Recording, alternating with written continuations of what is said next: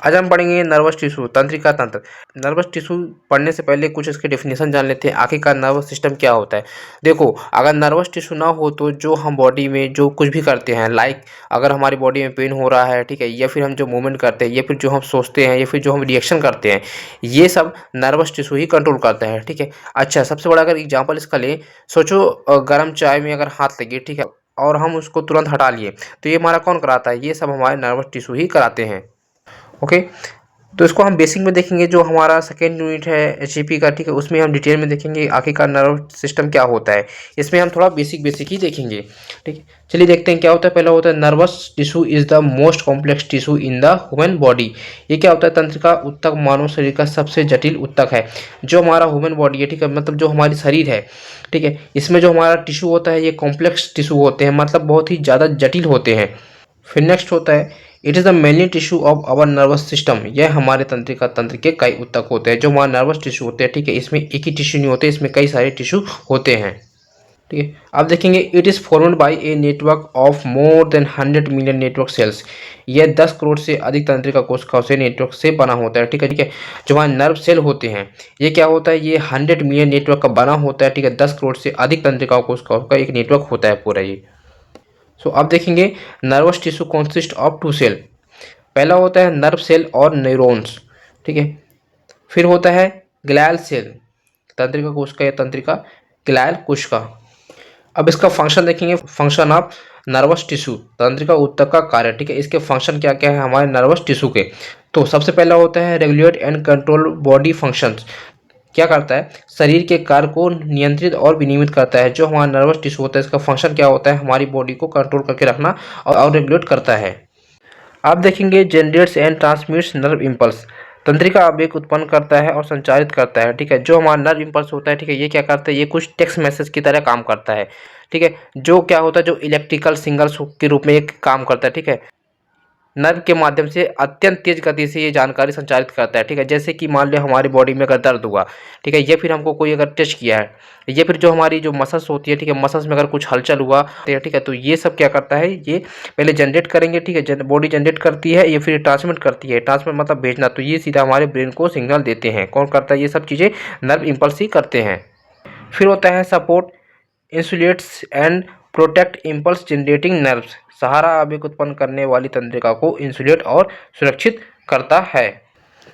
ठीक है, क्या होता है? जो हमारा जो नर्व इम्पल्स जो जनरेट करता है, ये क्या करता है? प्रोटेक्ट करने का भी काम करता है, आइसोलेट करने का भी काम करता है, और ये सपोर्ट करने का भी ये काम करता है। अब हम देखेंगे नर्वस सेल, न्यूरॉन्स, तंत्रिका कोशिका और न्यूरॉन्स। क्या होता है? Neurons also called as nerve cell is the fundamental unit of brain and neurons system and is composed of cell body, dendrites, axon and terminals. Neuron, जिन्हें तंत्रिका कोशिका भी कहा जाता है, मस्तिष्क की मूलभूत इकाई है और तंत्रिका तंत्र कोशिका शरीर, डेंड्राइट्स, एक्सोन और टर्मिनल से मिलकर बना होता है। क्या होता है? जो हमारा न्यूरॉन्स होता है, ठीक है, इसको हम तंत्रिका तंत्र के नाम से भी जानते हैं। ठीक है, तंत्रिका कोशिका भी इसको कहा जाता है। और जो मस्तिष्क होती है, ठीक है, मस्तिष्क का मूलभूत इकाई होती है। ठीक है, ये फंडामेंटल यूनिट होती है किसकी? ब्रेन की। ठीक है, और क्या होता है? जो तंत्रिका तंत्र जो कोशिकाएं होती हैं, ठीक है, जो सेल बॉडी होती है, ये किससे मिलकर बनी होती है? डेंड्राइट्स और एक्सोन और टर्मिनल से ये मिलकर ये बना होता है। फिर अपन देखेंगे cell body, it consist nucleus and other cell organelles. कोशिका शरीर जिसमें केंद्रक और अन्य कोशिका अंग शामिल होते हैं। मतलब कोशिका जो न्यूक्लियस होता है, उसमें जो हमारी जो सेल बॉडी होती है, उसमें तो प्रेजेंट होता है एक न्यूक्लियस, उसके साथ भी कई अन्य कोशिकाएं भी इसके साथ शामिल होते हैं। उसके बाद हम देखेंगे dendrites. These are short branch like structure that receive message from other neurons. Dendrite ये छोटी शाखा जैसी संरचना होती है जो अन्य न्यूरॉन से संदेश प्राप्त करती है। ठीक है, जो हमारी डेंड्राइट होती है, ये क्या करती है? ये एक छोटी ब्रांच होती है। किसकी ब्रांच होती है?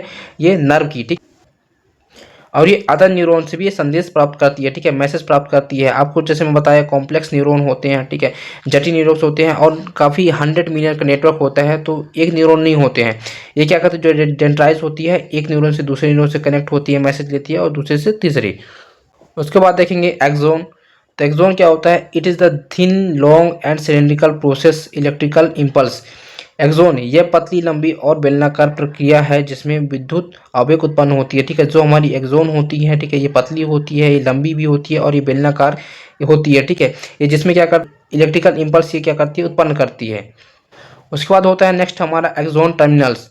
इन part of axon transmit signals to other neurons. Axon terminus, axon का अंतिम भाग अन्य न्यूरॉन्स को संकेत भेजता है, ठीक है। ये क्या होता है, ये एक्सोन का ये लास्ट पार्ट होता है, ठीक है। और ये क्या करता है, न्यूरॉन्स जो होती है, जो अदर न्यूरॉन्स होती है उसमें संकेत भेजने का ये काम करता है, ठीक है, ट्रांसमिट करता है। अपन देखेंगे नर्वस सिस्टम का स्ट्रक्चर, ठीक है।